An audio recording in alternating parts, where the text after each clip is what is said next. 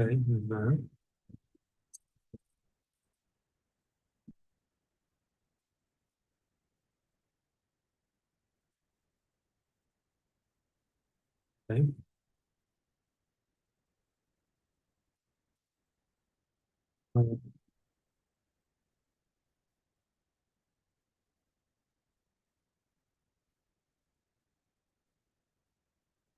okay,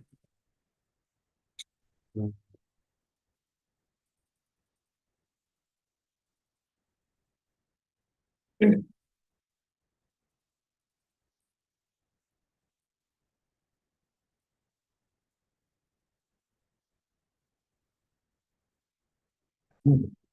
Okay, welcome everyone. Wednesday night shir. Hashgacha Pratis. Tonight is Gimmel Tammuz. Tomorrow is Gimmel Tammuz, 32nd yard site of the Rebbe. So we're anyway coming together to learn. So the tradition is that when it comes to a yard site, or when a person passes away, Shloshim, the first year, subsequent years, etc., there is a, why can't I find what I'm looking for here? Oh, there is a minhag, there is a custom to learn Mishnayos, Ilun Mishnas, the person. They say that the word Mishnah, if you rearrange the letters, is Oisios Neshama, it's the letters that spell Neshama. So learning Mishnayos is particularly connected to a yortzeit and shloshim and shiva and so on and so forth. So that is the game plan for tonight. We're going to learn a Mishnah, God willing. But since it's the Wednesday night shir, and we at least recently try to explore things both in Halacha and in Chassidus, according to Panemius HaTorah, and especially given the fact that that was a major area of interest and excitement in the Rebbe's Torah. Move over, there's plenty of room. Oh, thank you, my precious teeth. So being that the intersection and the coming together of Nigel the Torah, the revealed parts of Torah, and Pnimius HaTorah, the inner part of Torah, was a major theme in the Rebbe's Torah, the Rebbe's teachings, his sichas, and so on and so forth. So that's what we're going to do tonight. We're not just going to learn the Mishnah according to Pshat. We are going to do that. But we're also going to learn the Mishnah according to Pnimius, according to the inner teachings of Torah as well, God willing. And this is Mishnah, is the letters Neshama. And hopefully this will help us tap into the Neshama of the Rebbe, which is certainly eternal and everlasting and found in all places, no longer limited by his physical body. And hopefully it'll help us tap into our own Neshama as well, God willing. So we have on the first page here, I saw there was no chance to get everything on one piece of paper. The Mishnah itself took up one piece of paper. We have the Mishnah in the last Mishnah in chapter 7 of Mikvahos. So it's, I guess, somewhat of a, it's not exactly the most practical Mishnah you're ever going to learn in your life, but that's okay. It's a Mishnah. We learn Mishnayos. We have in the column, in the Rashi print, we have the commentary of the Bartanura as well. And then moving on to page 2, we have some sources from Pnimius HaTorah, as well as from Nigla, from Gemara and Rambam, as well. And then with the God willing, wrap it all up on the third page with a letter written by the Rebbe in 1945. So, ready? This is talking about different rules for immersing different items in a mikvah and what you have to do in order for them to become tahor. So the general rule is something has to be immersed completely into water.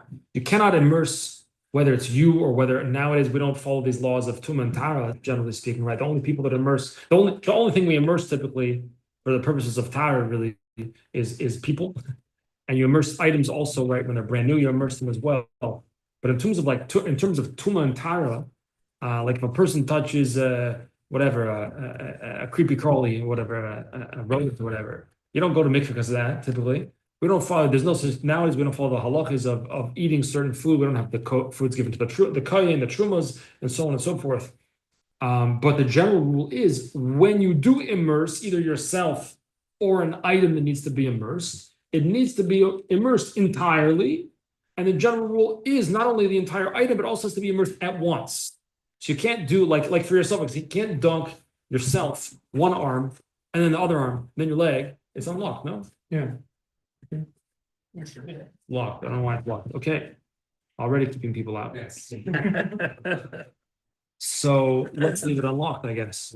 Anyway, so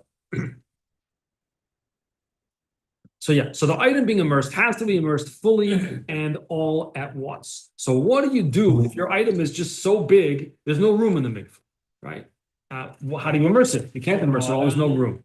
Huh? Pour water on it? No, that's not going to work. That's not going to work. So the Mishnah specifically can use an example of a bed. We don't immerse beds in mikvahs nowadays. If you do that, you're weird. We don't do that nowadays. But the Mishnah is talking about in such instances back in the good old days, which maybe weren't so good, I don't know. Back in the good old days when they would immerse beds in a mikvah for various reasons. What do you do if the bed is too big? Specifically, it's too tall, that the legs, if you put the legs of the bed in, they're going to touch the bottom of the mikvah. What kind of mikvah are we talking about, by the way? No, not a fancy mikvah with tiles on the bottom. The bottom of the mikvah is dirt, mud.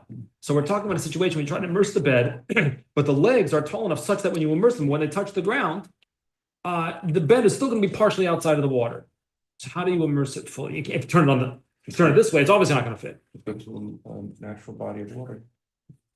Okay, well maybe you're in Burundi, which I think is a landlocked country. Check me up on that later. Belgium is not landlocked, is it? No, there's the North Sea. Okay. So I think Burundi is landlocked. You'll check me out. If you immersed a bed in a mikvah,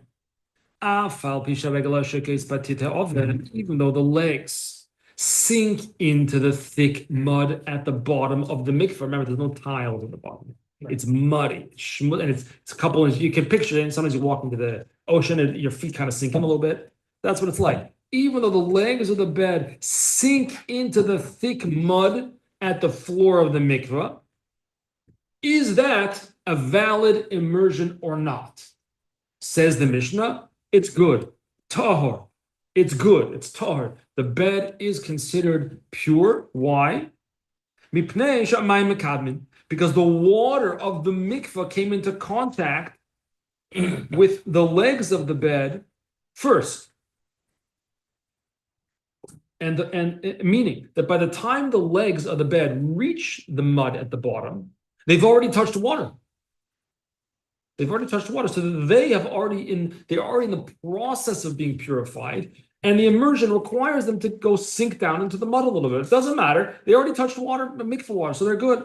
Doesn't the whole thing have to be submerged at the same time? Correct. But as you're putting something down, it's not. No, but meaning, Right, like but- the whole thing has to But be if set. the legs sink into the mud, then presumably they're not surrounded by the water anymore. The They're bed's not surrounded by the mud instead. Right. Correct. Well, the mud is displaced by the water anyway. So here's what happens. Mhm. What happens when you put your hand in the mikveh? In water. Not a trick question, not a scientific question. What happens? Your hand gets Wet. wet. Thank you. Yeah. Thank you for stating the obvious. Your hand gets wet. Now, what happens to water? So the water is now on your hand, and in a sense creates, this is not a scientific statement, in a sense creates a barrier, in a sense, such that the legs of the bed are going into the mikveh, they're coming in contact with mikveh water, so everything's good so far, right? In theory, we could dunk the whole bed and we're good to go, right? Problem is, the mikveh is not deep enough. So the legs are going to end up getting pushed into the mud. However, they're already wet. So as they go into the mud, they're already wet with mikveh water. If they were wet with something else, Right, then it would. in theory, right, that would not work. That would not work. That's why some people say when you do tevilas kalim, by the way, some people say, maybe a lot of people say, I don't know. First, you should dunk your hand in the mikveh and then hold the item or something like that. And then when you dunk the item in the mikveh as well, your hand already has mikveh water on it. Something like that. Don't try this at home. Or we just let it Try it go at the and then- mikveh. Yeah. If you let it go, it's gonna. We're in a basket or something. With we just, like, basket. shake it. Yeah. So in other words, the wetness that the legs of the bed now have, because they went into the water first, kind of remains on them, even when they go into the mud. And now keep immersing. Now the whole bed is immersed, taller, and you're good to go. That's what the Mishnah says. So it's considered, remember, there's no way around this because the bed's simply bigger than the size of the mikveh, right? So that's considered that as if every part of the bed is immersed in the mikveh all at once, even though the legs are actually immersed in the mud. Okay. Mishnah continues. Mikvah shemem merudadin, a mikvah whose water is too shallow for immersion. There's no room. There's no room to dunk. Meaning there's enough water, but it's spread out, so it's too shallow for immersion. So what do you do? He says, and by the way, this is not even what we're going to focus on, but it's learning the Mishnah together. One presses down into the mikvah bundles of wood, bundles of reeds. I guess you got them by the riverbanks or something. What does the purpose of that do? So that will dam up part of, meaning you have an open area like this, right? However, 10 feet long, whatever it is, yeah? 10 feet by 10 feet, whatever it is. But there's enough water, but it's too shallow. So fill it up in one area with reeds, with, what does he say? Bundles of wood, bundles of weeds. That's going to create, in a sense, a little dam, thereby pushing the water. Can you picture it? Pushing the water, therefore making it a little bit higher, rise a little bit. And then says, now go dunk. No problem, we're good to go. So in other words, what we've done is we filled part of the mikveh with solid material, again, wood or reeds. Presumably like grass or something like that might not work. It's not really going to take up space, or not as much at least. And therefore it makes the rest of the water in the mikveh rise higher. And when you get it, if there's enough water high enough that you could dunk in it, you're good to go. Now, we spoke now about two things. Number one, we spoke about an item that's too big. How do you deal with that? That was the bed. Then we spoke about an item, if there's simply no space for you. There's enough water and it's not too big or too small, it's just too shallow. We spoke about that. Now, the third thing is, what if the item is so small? It's like too small to immerse. Because what do you have to do when you immerse it? You have to let go of it. What's going to happen when I let go of my small item? It's gone forever. And I probably don't have a flashlight. There's probably not LED bulbs there. And there's mud at the bottom. If I lose it, it's gone. So what do you do if you have a small item? So the Mishnah continues. If you have a needle is yay big, and it's very thin, and you want to immerse it because it's ritually impure. Again, we don't follow these halachas nowadays, but there are scenarios when you might need to immerse the needle in a mikveh. But I know that if I just drop it in, forget it, it's gone. And if I hold it quickly, let go and try to hold it, it's going to zip away in the waters of the mikveh. The murky depths and is lost forever. So what do you do? If you place the needle, you place it on the steps leading down into the cave where the mikveh is. You ever been on those archaeological digs in Eretz Yisrael? You know what I'm talking about? We were, a number of years ago, we went to Eretz Yisrael for Pesach, did a tour of the southern wall excavation. You've been to the southern, everybody goes to the western wall. There was a southern wall too, right? They did an excavation in recent years, and we did a tour there. We actually did a tour with Rabbi Scheinfeld's son-in-law, Pinchas Abramowitz, who is a tour guide in Eretz Yisrael, who's fantastic, unbelievable. He gave us a tour of the old city, all through the starting of Shar Yafa, tour all through the old city, the Muslim quarter, everything, and ending up by the southern wall excavation was unbelievable. But one of the things we saw there was the mikveh, or one of the mikvehs that people piped in when they made Aliyah L'Regel. You know, saw it? It had steps going down and steps going up, and then steps coming up. Because when you go down, you don't want to have the same steps as some coming up, because they're tahor, your tummy going down, and it's had water in it, rain, whatever. So you don't want to lose your needle. So what do? You put it on one of the steps. If it's sitting on a step, it's not going to get lost, right? It's on the step, it's good. And then what do you do? What's the problem? The problem is it's not in the water. So if it's not in the water, it's not tahor. I need to get it into the water. If I drop it in the water, I lose it. If I put it on a step, there's no water. So what do? I am get the water going. Yeah, get the water going. back and forth. You make waves in the water, and then the wave flows over the needle. It's on the step, so you're probably going to be okay. It's not going to disappear, hopefully. Yeah. Flows over the water. You're following the Mishnah over here? It's 3 separate pieces here.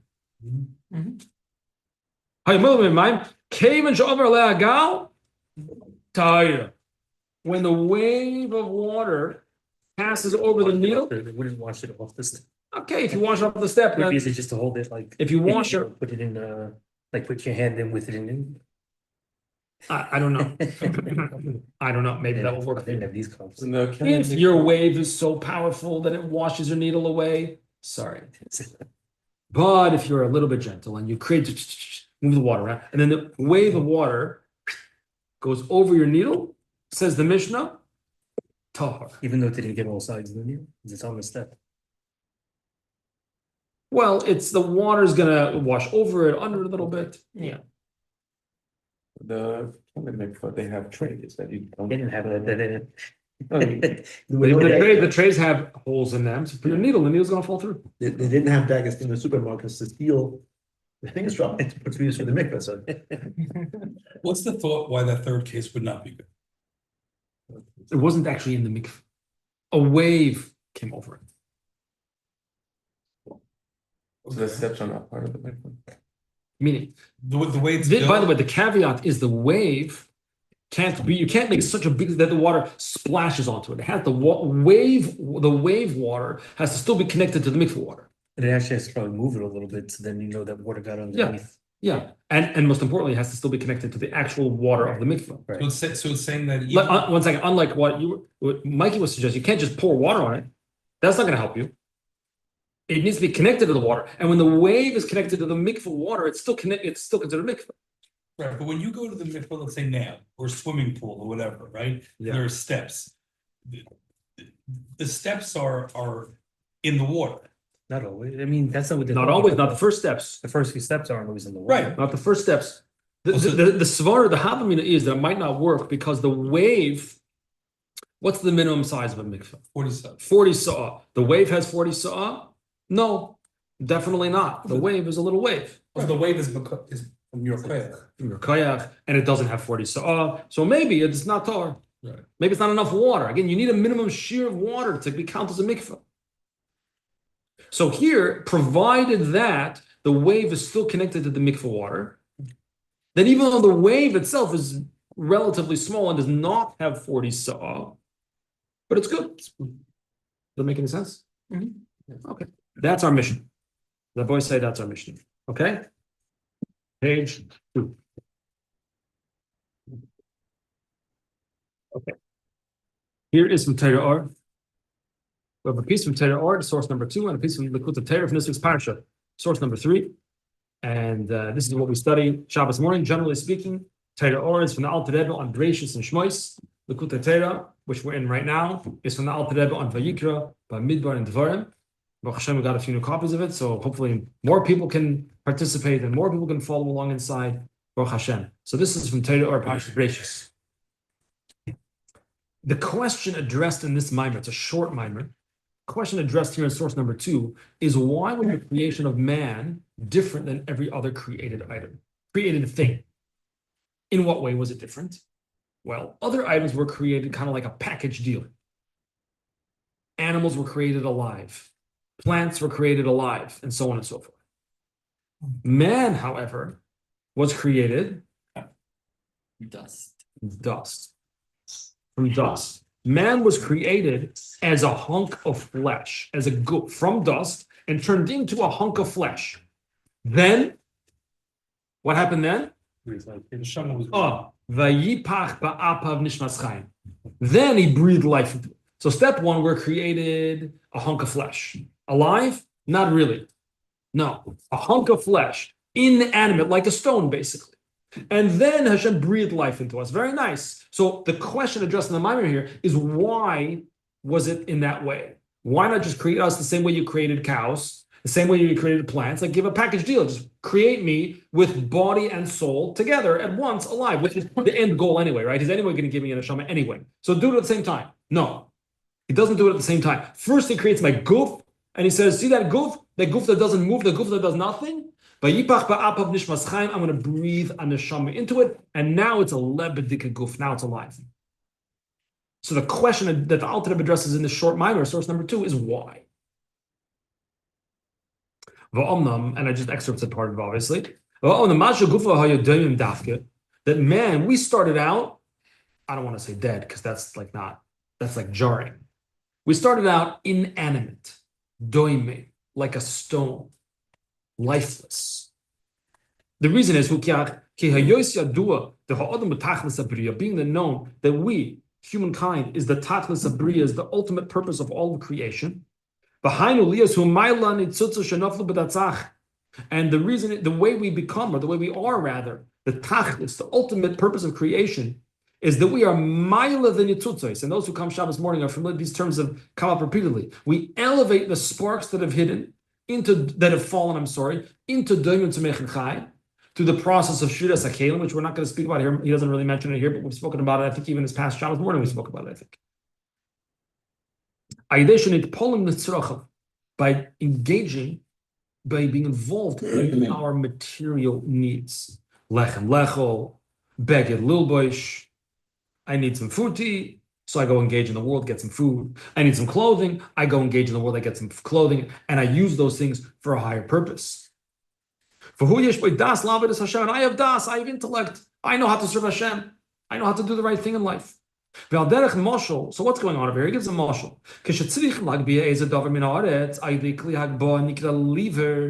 When I need to lift something up that's very heavy, I'm going to use something that's going to give me leverage, called a lever or a lever. How do you say it? Lever or lever? Lever. Lever? Okay. So you need a lever or a lever. So how do you use the lever? How do you get the leverage? You got to go to the bottom of whatever it is you're trying to lift up. For example, if you wanted to lift up the walls of a house, you got to lift from the bottom beam of the wall, and then automatically you're going to lift up whatever's above it as well. However, but if you would grab the middle of the wall and lift from there, you'll lift up the top part of the wall, but you won't lift up the bottom part of the wall. And the goal here is to elevate all of creation. So he says that was a mashal. The nimshal is nishmas ha'odam. The soul of man was nislabsha beguf. We were therefore did not start out alive. We started out with just a hunk of flesh, doimim, inanimate, that's all the way down at the bottom of creation. Not like a plant at least grows. Not like an animal grows and moves and has some kind of instincts or emotions, whatever it has exactly. No, we were created first as doimim. Our starting point is we are inanimate, because our soul needs to travel down to the lowest level of creations. It needs to travel down all the way to inanimate objects. And from there, we could then lift it up. Then we lift it up. And when we lift up from the bottom, what else do we lift up? Everything above it. The plant life, the animal life, and so on and so forth. Fascinating, listen to this. That's why, says the Alter Rebbe, why humans are called medaber, speaking. Why are we called speaking? Right? You have daimim, inanimate. Semech, plants. Chai, animals, and medaber, humans, right? Medaber means to speak. Why are we called medaber? Why are we called medaber? Because we speak, right? Right. Wrong. I mean, it's right. That's right. But he says here a different shot. Miloshen yadber am. Develop. Yadber means like to subdue, to take charge, to take control. Because our task as a medaber, as a speaking being, is to yadber, is to take control, is to be in charge of the world and lift it all up. We're the ones in charge. We are going to conduct, we're going to direct the entire world. But Yosef would also be elevating everything in creation through our avodah. So that's why the Alter Rebbe explains We were created in a different way than the rest of creation. The rest of creation was created alive, package deal. Guf and neshama together. We were created guf, and then the neshama is breathed into the guf. To show that my neshama comes into inanimate object, has to travel all the way down to the bottom of creation, because we are the lever that's going to lift up everything in the world. So then why weren't we created in a way like a metamorphosis where we were inanimate, then we were something like plant life, then we were something like animal life, and then we became medaber? We were lifting up all of those things. Why would it go from just the domain to the medaber, skipping stage 2 and 3? I don't know, but it could be because you don't need to lift every part of the wall to lift it up. You need to lift it in the bottom. With dust. Dust, yeah, right. Right, but we went from the dust to the medaber, stage 1 to stage 4, missing the somea. But also the point here is not to become medaber, not to become tzomeach. The point is to lift it up, to elevate it. So the only way to elevate it is to go all the way to the bottom. When you go all the way, right, how do you lift up a heavy item? From the top? No. From that, you reach under. That's the lever. That's the muscle of the lever. I'm going to come to you in 1 second. That's the muscle of the lever. You reach all the way down. So once you reach all the way down, you lift. What else do you lift up? Whatever's above it. I don't need to become a plant. I don't need to become an animal. Metamorphosis was for Kafka. Kafka became a bug. Right? I don't need to become a bug. I need to become a person. What's a person? A medaber. What does a medaber do? Yadver. I'm gonna be the manning. I'm gonna take charge. I'm gonna lead. I'm gonna elevate all of creation. Yeah. I don't mean to be a heretic, but maybe we Gosh. well, maybe we can use what the scientists say about evolution to show that it's true that obviously the Torah says that we were created from dust, but maybe Hashem first created plants and animals as a process before creating us. Why is that a heretic? That's the Torah says he created plants. No, first. but I'm saying maybe specifically that is a part of us. Meaning Hashem didn't create a plant as a plant. Hashem created us as a plant to an animal to a person from the dust. Well, first of all, it's not what the Torah says. The Torah says we were created separately. Man was created as man. The Torah says we were created as man, or as man and woman, or whatever exactly was going on over there. I don't think that evolution says that plants evolved into animals either. Right.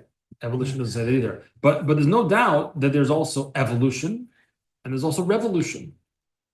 So evolution is things change. Everything changes. Nothing stays stagnant.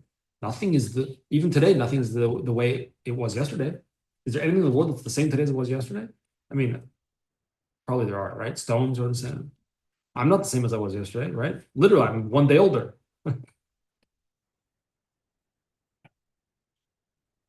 But the real chiddush of Torah is not the evolution; it's the revolution.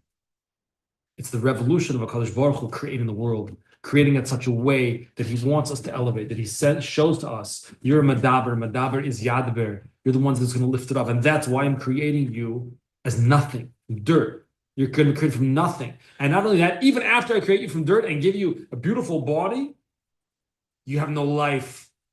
You're inanimate. You can't move. You got nothing."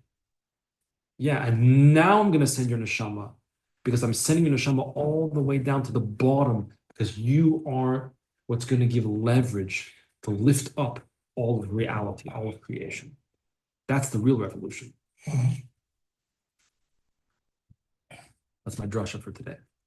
Let's move on to source number 3. Hashgacha Pratis is L'Kutei Torah from Parshas Vayikra. This week's Parshas Vayikra. Let's take a look. I see we needed to make it, just like we got more Sfarim for the Shabbat Shur, and we need more source sheets for Korah. huh? Korah. What did I say? You said Vayikra. Vayikra, Korah. Which is Vayikra? It's Parshas Korah. Right? That's what you mean? I don't know what I meant. Hashgacha Pratis. Whatever I said was wrong. Okay. No, I think it was wrong what I said. Which is Vayikach Korah. Yeah, it's Korah. Right. So this week's Parsha. Yeah. Okay. But I said Vayikra. Yeah. We You forget. guys arguing or agreeing? We don't even know. No, you're not. Okay. From Parshas Koirach, Hashgacha Pratis, let's read another piece from the Alter Rebbe as follows. Pischili Pesach Echad. And you'll keep in mind source number 2 about the purpose of creation. The purpose of man is to go all the way down to the bottom, to lift up everything to a higher level. Pischili Pesach Echad Shel Tshuva Kechodesh Shel Machat. Open up for me. This is based on a medrash. Open up for me one opening of tshuva. Give me a chance to do tshuva. Give me a chance to do tshuva. How big does the opening need to be? Kechodesh Shel Machat. Only as big as the eye of a needle.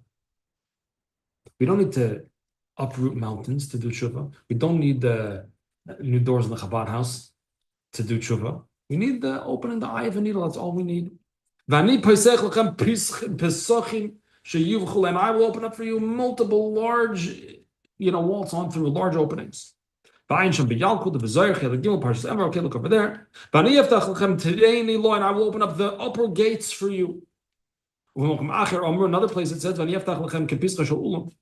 if you just open up a little bit, like the eye of a needle, just a tiny opening for tshuva, you don't need a lot, right? How big does the hole need to be to get a flat in your tire on your bike? Just a little needle goes in and the air comes out. All you need is a tiny opening, an opening for tshuva. So elsewhere it says, if we just open up a small opening to let Hashem in to do tshuva, I will open up like the opening of how do you say ulam? A grand hall or something like that. A wedding hall, yeah, like a ballroom, a huge ballroom. Pirush, what does it mean? Anytime we have Isarusa de Lasata, again, a term perhaps familiar to some of the people that Baruch Hashem come Shabbos mornings. Anytime that I have an arousal from below, that I initiate my initiative to connect to Hashem, anytime I do any step of initiative towards Hashem, that's called only like a tiny eye of a needle compared to the infinite light of Hashem, which is infinite, as the name indicates. The opening, the Ein Sof, the infinite light of Hashem, is completely incomparably beyond and greater than any opening that I could ever create. Because when I open a small opening, so what you get is something small, seemingly in response. If I open up a small opening, I make a small door, then only a small person can come through it, right? Make a big door, a big person can come through. But the eye of the needle is not what creates the hole in the item. The eye of the needle is what attaches the thread that then draws the thread through the hole. So he says when we open up the eye of a needle, metaphorically speaking, I mean, when I make any small opening to connect to Hashem, there's a spiritual light that enters in that time, in that space. So this is the concept of Ben Porat Yosef.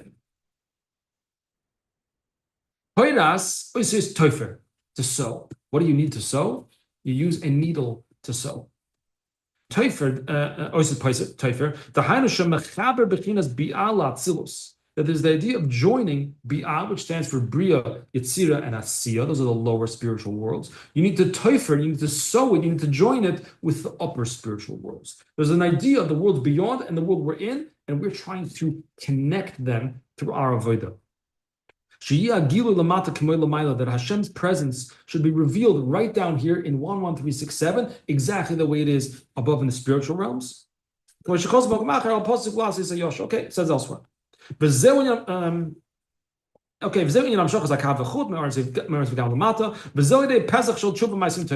how do we do this? How do we bring in God's light, God's infinite light into the world? Simple, tshuva, do tshuva and do good deeds, ma'asim tovim. And that is that even though it's only a tiny hole, it's a tiny, tiny opening. What does a tiny opening accomplish? But the answer is all you need. It does everything you need to do. It allows you now, once the needle makes the hole in the garment, it's the chudoy shel machat, the eye of the needle, through which you thread the thread. You thread the thread, and it pulls the thread through. The thread represents, language of Kabbalah is the chut, or the kav, as we're learning in Samach Vav Shabbos afternoons. It means that it's a revelation from before Tzimtzum. So it's bringing a powerful light into the world.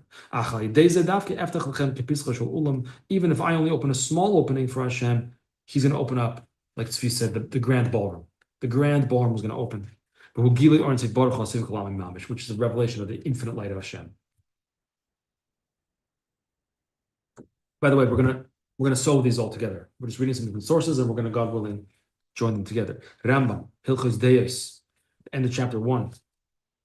I have the new Koran Rambam over here, and Hilchos Deos, the laws of conduct. How do they translate it here? Let's see. The proper. Oh, that was good. The proper mode of conduct.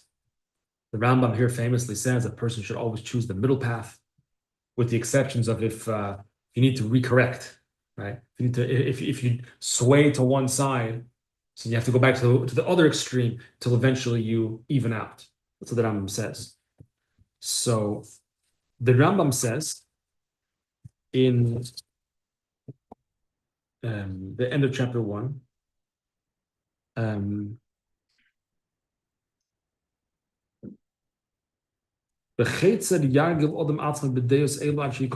How should a person accustom himself to these traits, meaning these positive character traits, until they are established in his character? So Rambam says, Yase, I don't know why I didn't put all this, the source sheet exactly. Yase v'yishne v'yashalish. You should do them once and twice and a third time, but ma'asim sho'ese, with the deeds that he does, al piyades hamtzoyos, in accordance with the middle traits, once, twice, 3 times. V'yachzor behen tamid, repeating them constantly.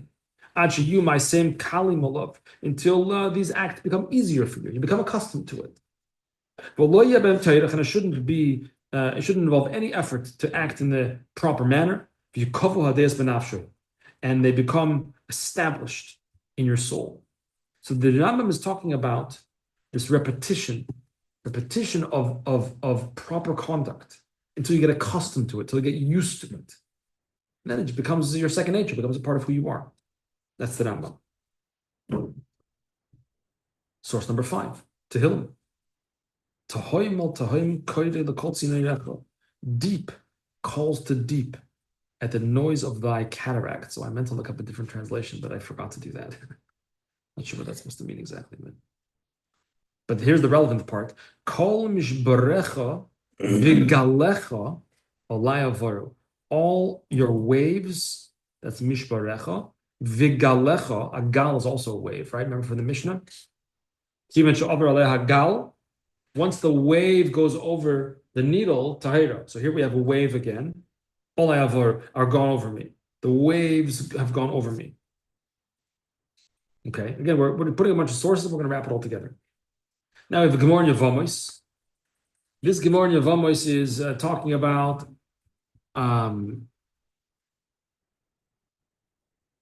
if a married man basically falls into the ocean or a big lake, can you permit his wife to marry? Can you assume that he drowned and is dead, and therefore the woman is permitted to marry? Because of course, there's only 2 ways that a woman can marry someone else when she's married once, right? The 2 ways are a get or Death. the husband dies. If she dies, she's not going to marry anyone else. There was a mice of the Marshal. Maybe. I forget. There was a certain man whose wife wanted a divorce, and he was reticent, recalcitrant. He wouldn't give the get. They tried everything. They appealed to him. They spoke to him. Please. Nothing worked. But then I think it was the Marshal. Maybe. I'm not sure. Came to visit the town. And they said to him, "You're the great Rav. We tried it already. Can you please go talk to this man?" Yeah, sure. He goes to the guy's place. Lives on floor up. He comes in, and he says to the man, the guy right away says, "I know why you're here." He says, the Marshal, I think the Marshal asks him, "You learn Mishnayos?" He says, "Sure." Kiddushin, you learn Masechta Kiddushin? Yeah, I learned. Yeah. You learn the first Mishnah? Yeah. How does a woman get married? Kesef Shtar Bia. What do you mean? As the Mishnah says, Kesef Shtar Bia. Okay. How does she get divorced?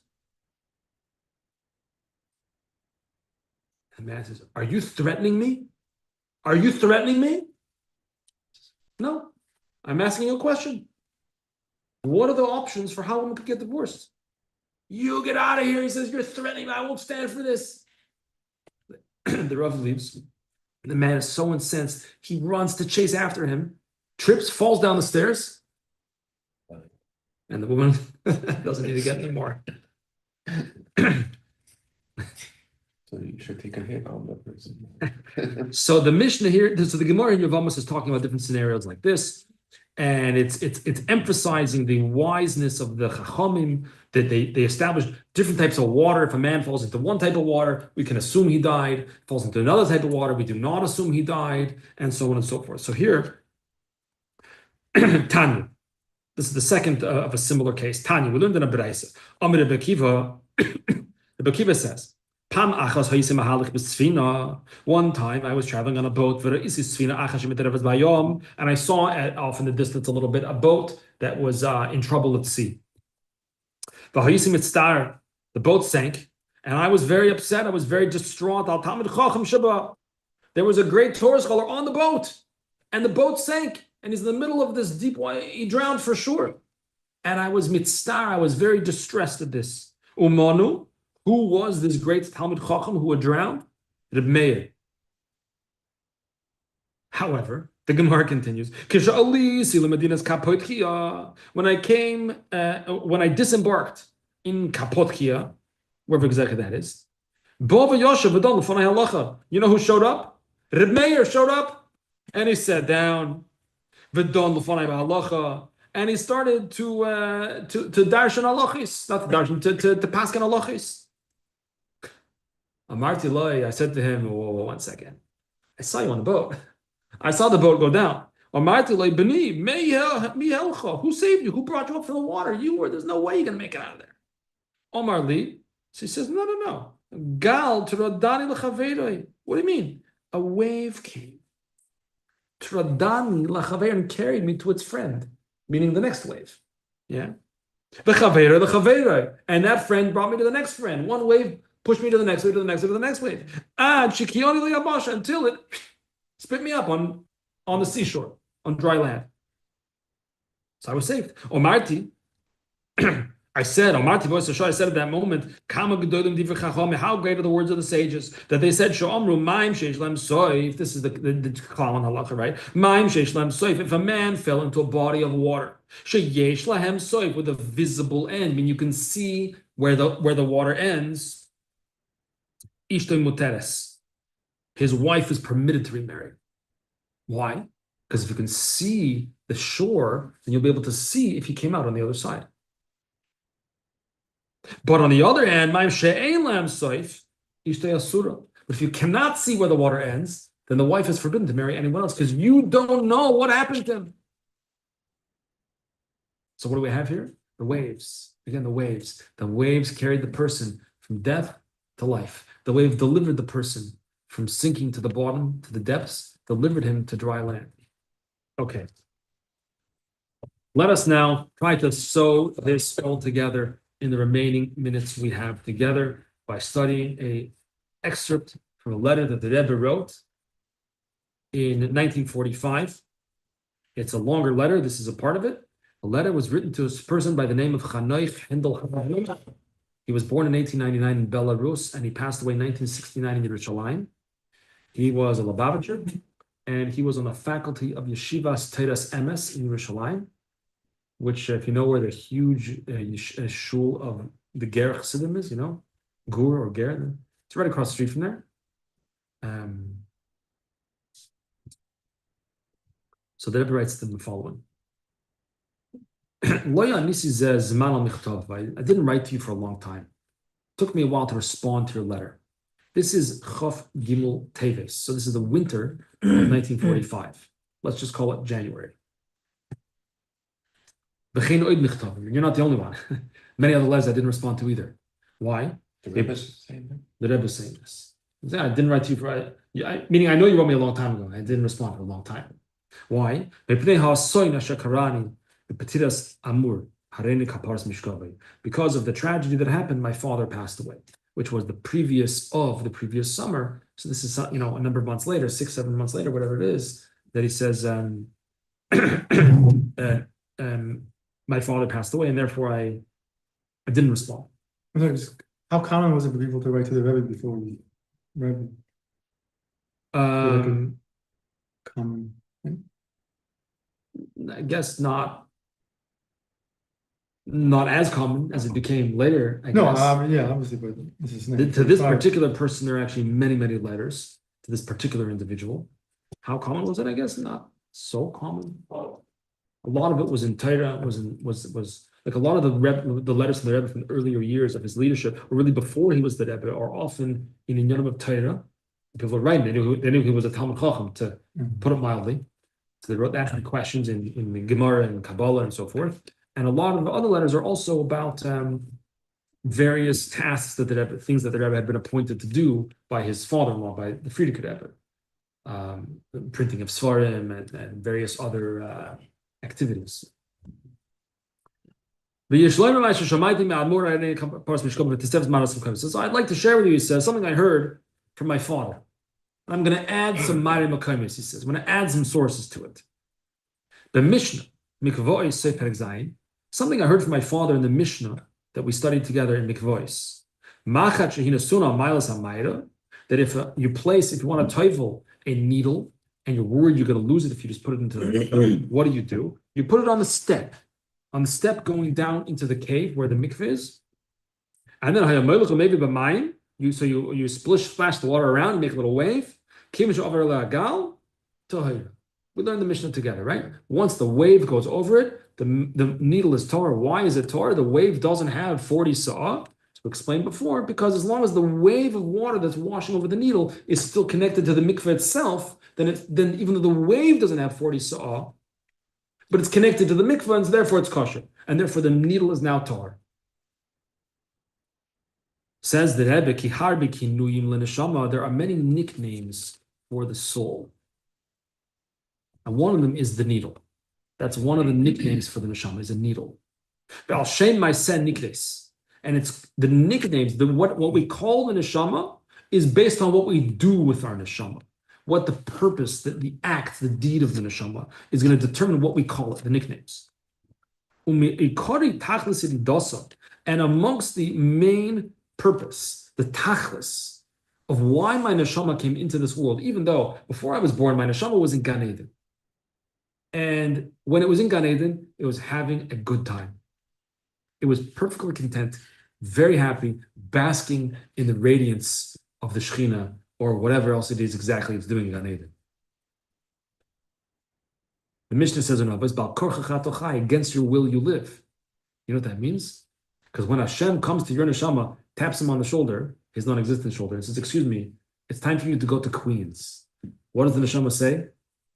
Can I go to Lawrence? No way, buddy. No way. I don't know if he calls Hashem buddy. No, He says, no, thank you.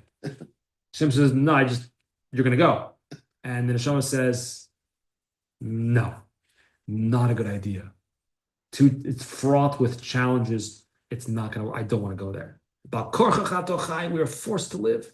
We send the neshama down. By the way, what happens afterwards? Once you're living in this world, the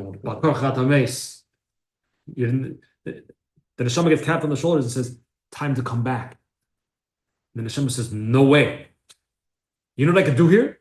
I could put on tzitzis. That's what I could do here. You know what I could do? I could take a dime and put it in the pushka for a poor person. That's what I could do here. So the neshama is called for the names of, based on the name of what it does, its function. And the function of the neshama, the tachlis, is not to have fun. The tachlis of the neshama is to connect the lowest of the low with the highest of the high. That's why the creation of man is different than the creation of everything else, like we learned in the Alter Rebbe's Maimer, source number 2. That's why we were created with just a hunk of flesh. And then the neshama was sent in, because our goal is to go all the way down to inanimate, as low as it gets, and from there act as a lever to lift everything up, to elevate everything. How did I find that Maimer in Torah Or? As it says in the Alter Rebbe's teachings and other places too. I found the one place. That's what a needle does, and that's why the neshama is called a needle. That's the function of a needle. What does a needle do?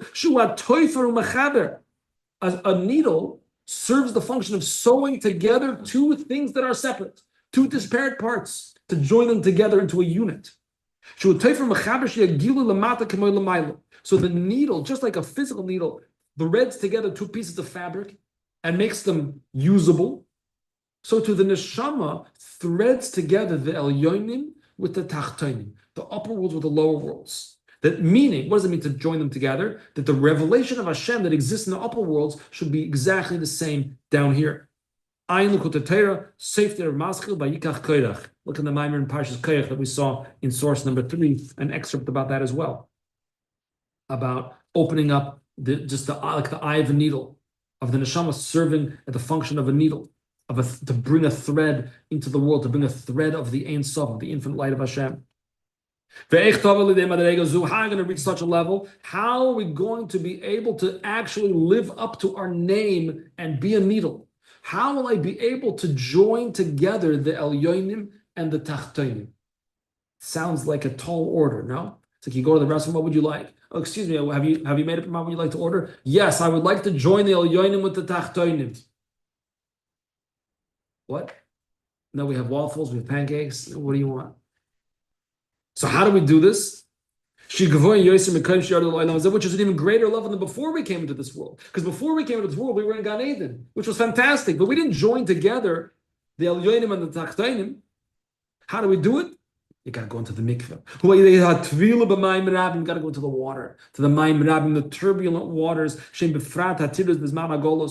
The turbulent waters, the Mayim Rabim, the turbulent waters, represents the challenges, the difficulty of exile, of Golus, which is this Bar Baruch. That concept is explained at length, but Dibur Amaschal Mayim Rabim Torah or Parshas Noach, which I believe we did learn Shabbos morning a while ago.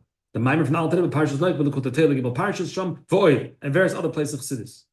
So you got to go into the water. The water represents turbulence, challenges, Golus, exile, uncertainty, being splashed around back and forth. You don't know what's going to happen to your ship. Maybe you're going to sink, God forbid. Even though big question mark, even though it's taka bigger rida, it's very risky. It's very risky to come into this world. Very risky to be born. That's why the neshama, when he's tapped on the shoulder, says time to go into 11367. The neshama says, no, it's too risky. It's the chances of me messing up are very, very high chances. So even though it's like going into a low, deep city, a deep place. Meir, that's the cave. What did the Mishnah say? Remember the Mishnah? It's the soul. Where is it? Where is the needle? It's down in a cave. It's in a Maida. It's in a cave. It's deep below the surface. Maida. But the purpose is what? Is to stay down below, stay in the cave? No, it's on the step of the cave. Not at the bottom of the cave, on the step of the cave, which is called, in modern Hebrew, we say madriga. The Mishnah says a maila, which means the step, but maila, the maila samai, to lift up the cave. And how do you go into the mikveh? How do you taivel it? Back and forth, back and forth. What's that? Rotz of a shuv. There's a constant, unbelievable. There's an ebb and a flow, a give and a take. There's a running towards Hashem, there's a retreating back, a constant process.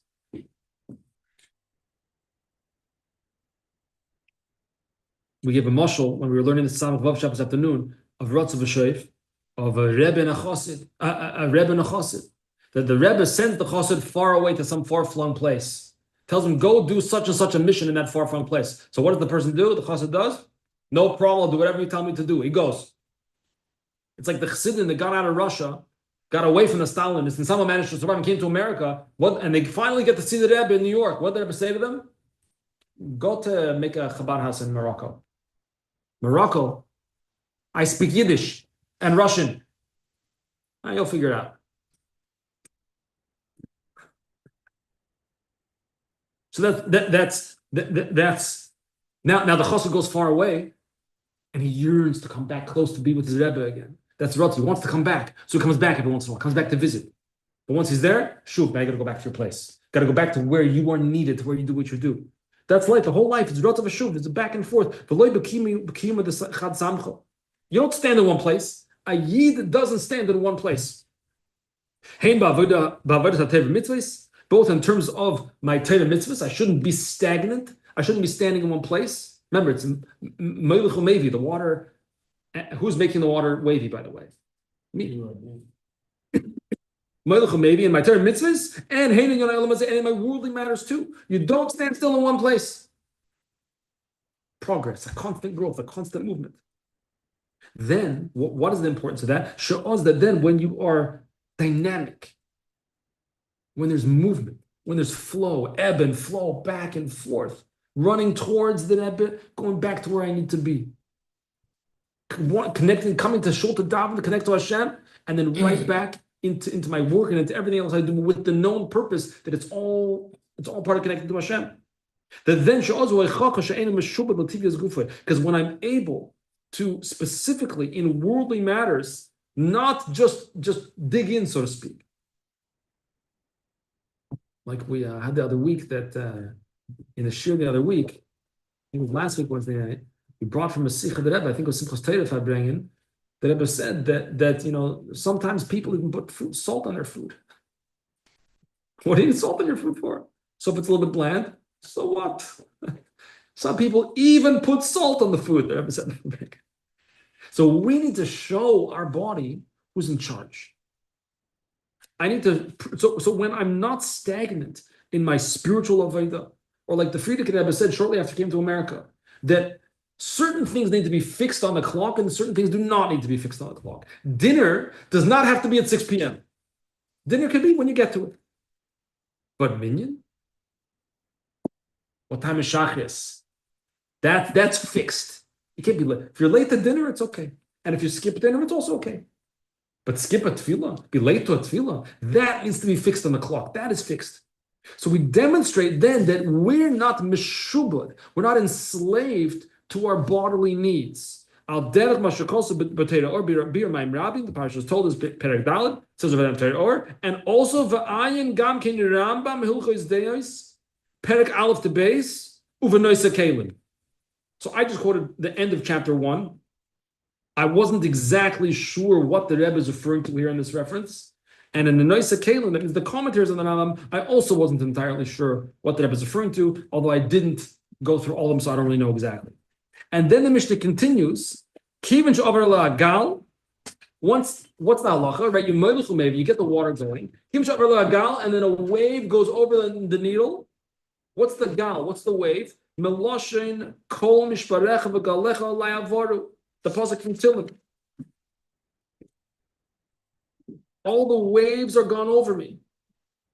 It's a purification.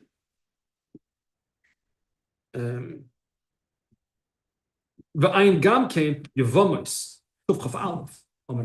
Also looking at Gemara Yevamos. What did Gemara Yevamos say? The waves saved the person's life. They brought him ashore. One wave, which calls the what is it? What did you remember? What Rabbi Meir called the wave? Chaver. One friend passed me to my other friend, passed me to my other friend. So the waves are the friends. They're passing you on to safety, the shore, the dry land, to higher. Then it's purity. I did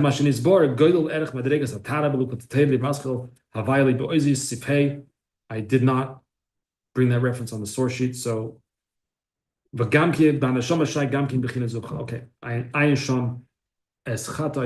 didn't look over there, even though he says you should. I didn't. So maybe for next, we have to leave something to do next time, right? But to add one cherry on top, those who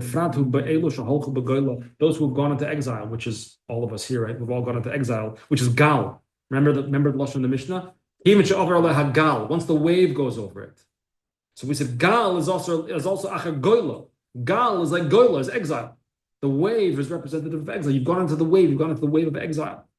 It's a double suffering, a double challenge. That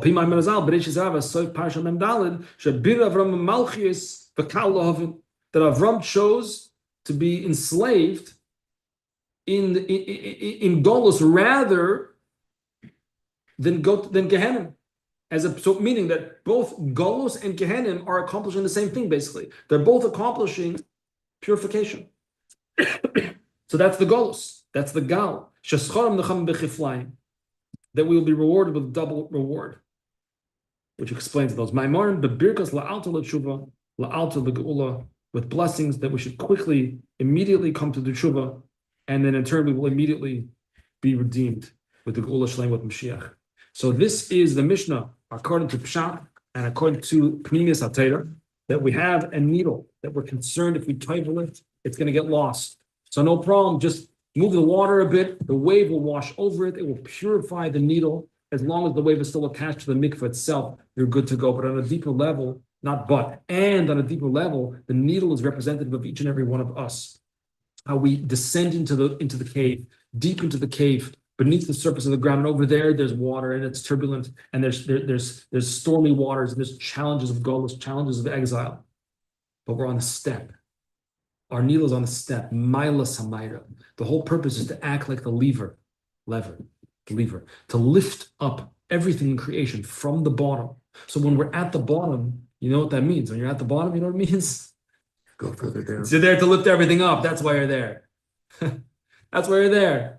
So why are we in 11367? Why are we here? Why are we in quiz? Why are we in Golos? The answer is because we are a needle who's meant to join together join together the spiritual realms with our physical material world.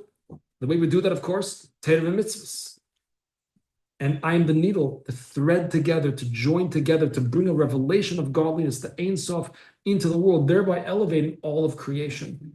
So I hope that we should be zoicha, this Gimmel Tammuz, the 32nd Yartzeit of the Rebbe, that we should be zoicha for the coming of Mashiach, that when we utilize our own needles in life to utilize our neshama the way we're meant to use the neshama, the way we know we can use the neshama, to know that where I go, I'm literally bringing with me a chut, I'm bringing with me a string, a strand, so to speak, of the revelation of Hashem. That is the function of the function of my neshama in this world.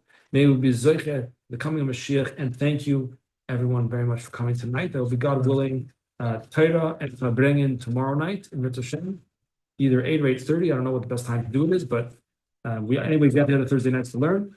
So maybe we'll make it a bit earlier and have Torah and Fabrengen. Also the covet, of course, Gimmel Tammuz. So thank you. Any questions or comments for right now? What was the question that the Rebbe answered? What was the guy's question? That's a good question. I don't know. Your question is a good question. Like, I don't know. All I can tell you is what the Rebbe wrote. I don't know what the person wrote to him. So I don't know. Any other questions, comments? What's the answer? A wave works as the Torah? Yeah. Yeah, that's right. As long as it's still connected to the mikveh itself. And the needle is us. On a spiritual level, represents our function in the world, is to sew things together, to join together above and below. Bring Hashem's presence into the world. L'chaim, it should be a fruitful Gimmel Tammuz. And thank you everyone for coming.